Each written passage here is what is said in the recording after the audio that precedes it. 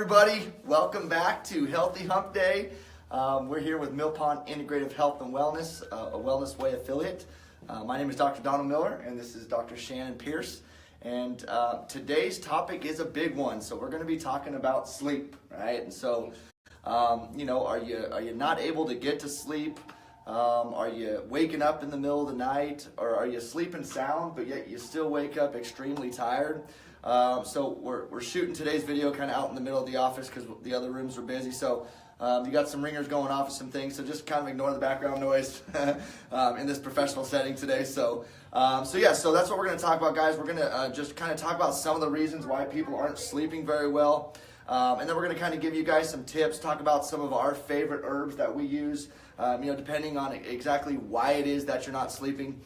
So guys, if you're watching this video, go ahead and hit the share button. There's a lot of people around that are having sleep issues.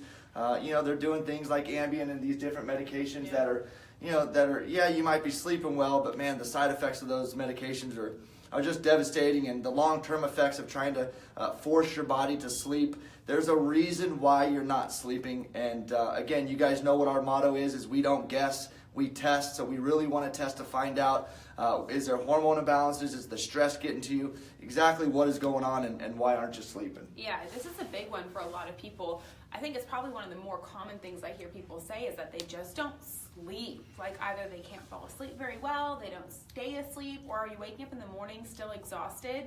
You clearly didn't get proper rest if you're not full of energy in the morning when you wake up. So let's just go through some of the main reasons these things happen and give you guys some really practical tips that you can start using, because sleep is vital. I mean, we can give you the best herbs, we can adjust you all day long. If you're not sleeping to repair your body, you're not going to get the health that you need. So this is really important. So let's make sure we really get this one under control for you guys. And some of it's going to be changing what you're currently doing. And it's not always popular, or some people don't always like to hear it. But one of the main things you need to do is be on a consistent schedule. You really should be going to bed at the same time every night and waking up at the same time every morning, regardless what day of the week it is. I think that's hard for people too. But you wonder why you're exhausted through the week, but then on the weekends you let yourself stay up till 2 and wake up at 11. Your body is so confused because you never give it the same amount of time each and every day. So really making that an effort, that alone will change your sleep habits, because your body will start to get used to that routine. So making sure you're staying on a very consistent schedule, that's a big one. Yeah, absolutely, because you guys, you have to understand, see, a routine, your body goes through different circadian rhythms, and that's how your body controls your sleep and wake cycles. Your adrenal glands secrete your stress hormone called cortisol. And cortisol kind of has an inverse relationship with melatonin.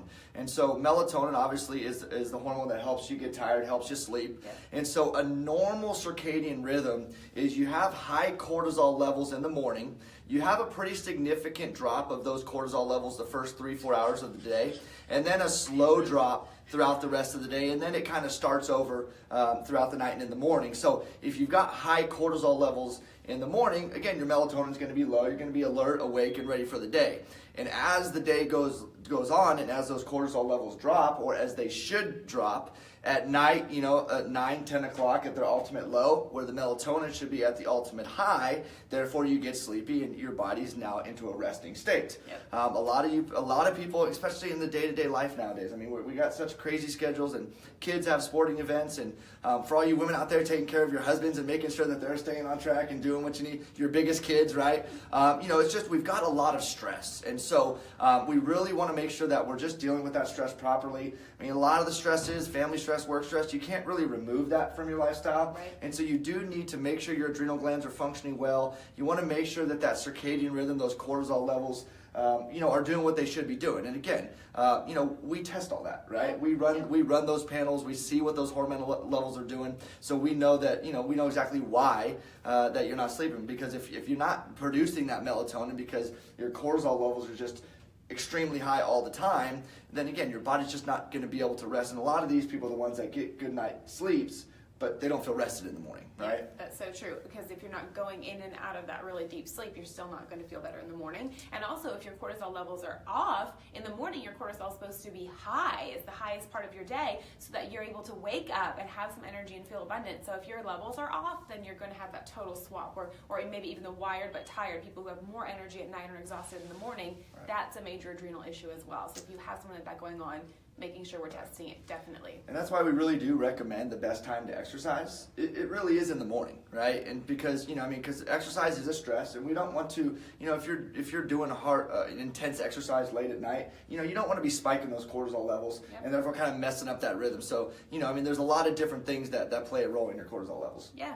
Now let's talk about, too, maybe you're someone who has a really hard time falling asleep, or you don't stay asleep very long. There are several things you should be doing the couple hours leading up to going to bed that really allow that to happen. And as I go through them, I bet you're probably not doing any of these things. So I shouldn't be watching TV right before I go to bed? Or checking your phone. Who else does that? Lays in bed with your phone until like the very last minute and then wonders why you can't fall asleep. Right. These are all things that really mess with our actual circadian rhythms, with our melatonin and our cortisol, because our bodies, long before there was light and phones and all these things, our bodies are trained to go by the sun, go by what type of light is out. And now we have all of these artificial sources of light, and we have messed up our cycle. Sleep disturbances are at an all-time high because we are so dependent on all of this artificial light.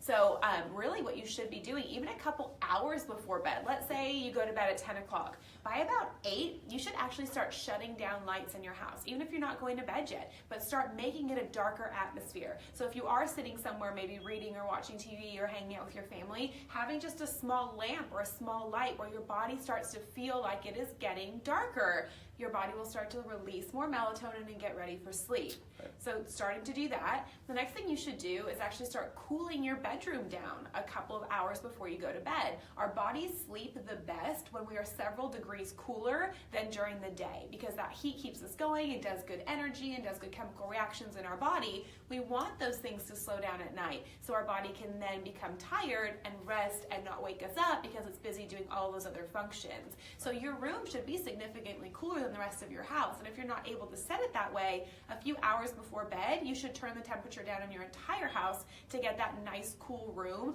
Really, it's from the research says you shouldn't have your room anything over 68 degrees because it will affect your sleep. So if you're somebody who likes it really warm or uses heating blankets but you don't sleep well, that could be why you're raising your core body temperature, and that's making it tough for you to sleep. So making it nice and cool and dark before you go to bed, but several hours before you go to bed. If you only turn the lights out for the first time of your day, 15 minutes before you're trying to fall asleep, your body's not going to be able to relax enough to give you that deep sleep that you need. Right. Yeah. Exactly. Absolutely. And so, just to dovetail on the lights, some things that you can do, because there's a portion of the brain called the reticular activating system, and that's what stays stimulated when you have exposure to these lights that come off of the TVs, the lights that come off of your phones.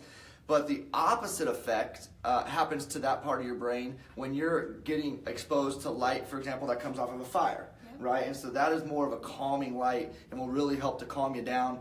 So I guess you gotta get the fire going. So get the house temperature way down, turn the fire on, right? But not like the TV fire, the one that you can put on the TV Right, channel. right. The fire. And so I've noticed, and I'm curious if this has the same effect. But isn't there a setting on the phones now where you can turn the different light? I was just going to say that. So they have the dark setting or whatever it is, that it takes the blue light off of your phone, and that really does make a difference. Yeah. Same on your iPad. If you are somebody who reads before bed or looks at your phone before bed, at minimum, change the light settings that you're not getting, because it's that blue light and that LED light that really messes with our brain function. Right. So if you can put it on more the black and white setting, you're not going to get as much of that, and it will make a difference. Right.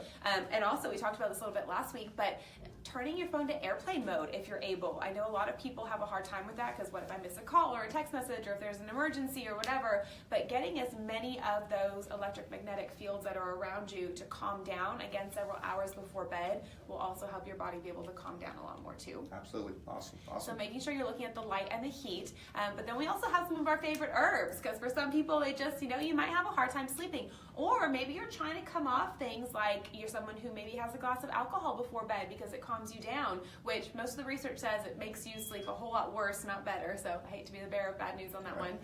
Or maybe you take sleep medications, even something like a synthetic melatonin. You shouldn't need those things on a regular basis. So if you do, there are some herbs that you can try in place of that to start weaning yourself off of some of those more detrimental things. But also, what I love about herbs is we're not forcing your body to do anything. We're not giving it chemical to go in one direction.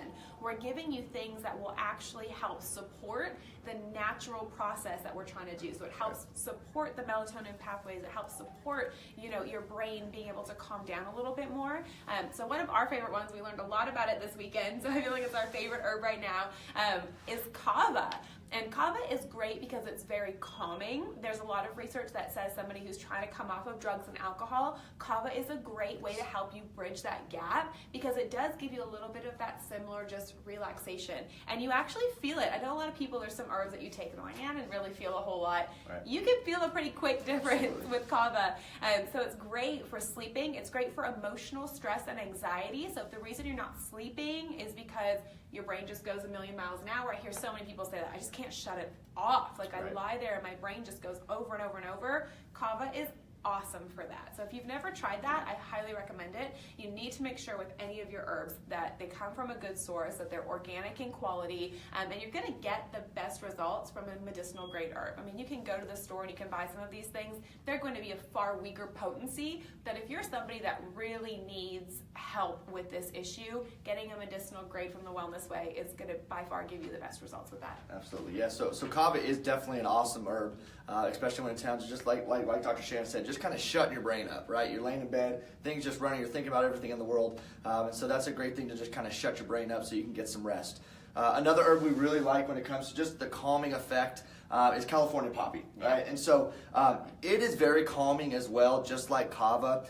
What we really recommend California poppy for is really people that are, they're not able to sleep because they're just uncomfortable. Yep. Whether you're in pain or you just have a hard time getting comfortable, and what type of bed you're sleeping on, what kind of pillows, obviously that's going to have an effect, and I guess that's a conversation for another Healthy Hump Day. But yeah, California poppy is also very calming, especially for those that are dealing with any kind of pain syndromes. If you've got fibromyalgia, if you've got rheumatoid arthritis, if you just have a poor bed and you just can't get comfortable in it. It's something that we really, really highly recommend that you try as well. And that's a really great distinction, is that is the difference between which one would be better for you. Is kava is more the emotional, the mental aspect of why you can't sleep, versus California poppy has a lot of relaxation for muscles and joints and really gives you more of a full body relaxation. So depending on what your issue is, which one of those you would choose, depending on that. Yeah, and again, guys, we do use these herbs to help our patients get a good night's sleep because we know how important it is for people to rest. Absolutely. But just as important as finding an herb that works for you,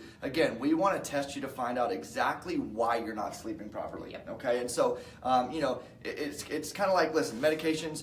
We're not here to debate whether medications are good or bad because there's a time and place for everything. And if you need a medication temporarily to get you through the moment while we fix the cause of that issue, we're absolutely okay with that, right? But it just like using an herb to cover up a symptom, we think that's just as bad as using a medication to cover up a symptom, point. right? We don't want to give you an herb just to force your body to sleep. We want to give you an herb, yes, to get you rest, but at the same time, we're going to be investigating and really diving deeper into your physiology to find out exactly why it is that you're not sleeping. Yep, absolutely. Just saw a couple people pop on, but my Lacey Raposo Hendrickson is on, who is my roommate from chiropractic college. What's up, Lacey?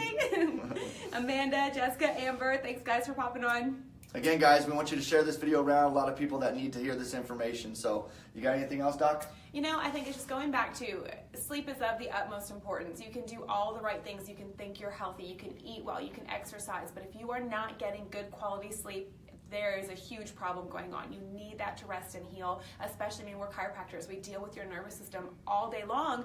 That is the only time, the only system that speeds up in your body at night is your nervous system, because that's when you heal and repair. So if you don't feel like you're getting better, if you're slow to heal from injuries, if you've been getting adjusted for a year and you still have aches and pains, you're not repairing, and sleep is huge. So make sure that you're taking care of that and really getting to the bottom of why that's happening. Yep, absolutely. Well, guys, thanks for jumping on with us for our Healthy Hump Day.